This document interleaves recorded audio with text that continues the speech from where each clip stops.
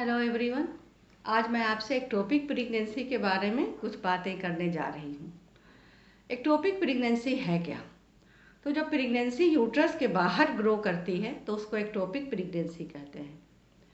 Normal pregnancy में fertilised egg fallopian tube से होकर यूट्रस में इम्प्लांट करता है और वहीं पर ग्रो करता है। लेकिन एक्टोपिक प्रेगनेंसी में ये फैलोपियन ट्यूब ओवरी, सर्विक्स या एब्डोमेन में इम्प्लांट कर वही ग्रो करता है। अब इसमें साइन और सिम्टम क्या क्या मिलेंगे? तो एब्डोमिनल पेन मिलेगा, शोल्डर पेन मिलेगा, हल्की वजाइनल ब्लीडिंग होगी, बहुत कमज़ोरी होगी, डिजीनेस होगा, यहाँ तक कि पेशेंट बेहोश भी हो जा सकती है और ये इंटरनल ब्लीडिंग की वजह से होता है। अगर इसकी अर्ली डायग्नोसिस नहीं हुई तो ट्यूब रप्चर कर सकता है, ओवरी डैमेज हो सकती है और इंटरनल ब्लीडिंग की वजह से जान भी जा सकती है। कभी कभी पेशेंट इस हालत में आती है कि उनका पीरियड मिस भी नहीं होता है या बस 1-2 दिन मिस होता है और वो सीवियर एब्डोमिनल पेन में आती हैं।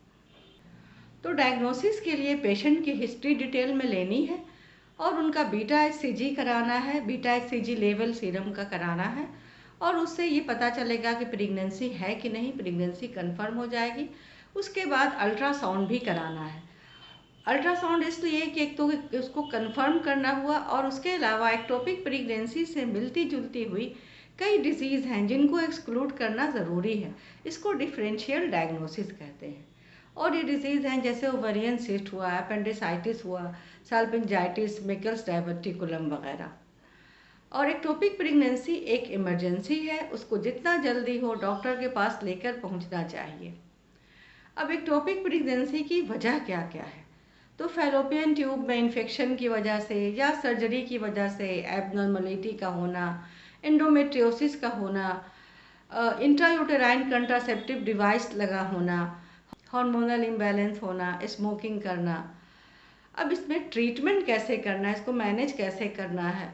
तो जितना जल्दी हो डॉक्टर के पास लेकर जाना है और अर्ली स्टेज में अगर इसकी डायग्नोसिस हो चुकी है तो इसको मेडिसिन से ट्रीट किया जा सकता है।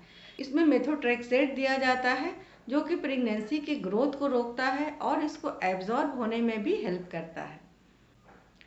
और अगर ट्यूब रप्चर कर चुका है या ओवरी डैमेज हो चुकी है, इंटरनल ब्लीडिंग हो रही है तो इमीडिएटली सर्जरी करनी है। रप्चर ट्यूब को हटा करके उसको टाई कर देना है। ओवरी डैमेज हो चुकी है तो उसको हटा देना है। और अगर एक्टोपिक प्रेगनेंसी एब्डोमेन में ग्रो कर रही है, एब्डोमिनल पेरिटोनियम से एडहेरेंट है, वहाँ इम्प्लांट कर गई है या किसी ऑर्गन पर इम्प्लांट की हुई है तो इसको हटाना बहुत ज़रूरी है, सर्जरी करनी बहुत ज़रूरी है। लेकिन प्लासेंटा को सेपरेट करने की कोशिश नहीं करनी है। उसके कॉर्ड को बस बांध करके छोड़ देना है, टाई करके छोड़ देना है और उसको मेथोट्रेक्सेट से ट्रीटमेंट करना है जिससे कि ये एब्जॉर्ब हो जाए। अगर प्लासेंटा को सेपरेट करने की कोशिश की जाएगी तो वहाँ से ब्लीडिंग होने लगेगी और पेशेंट को बचाना मुश्किल हो जाएगा।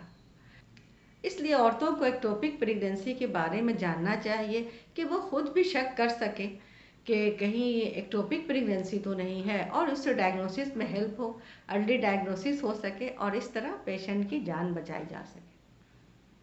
Thank you, take care.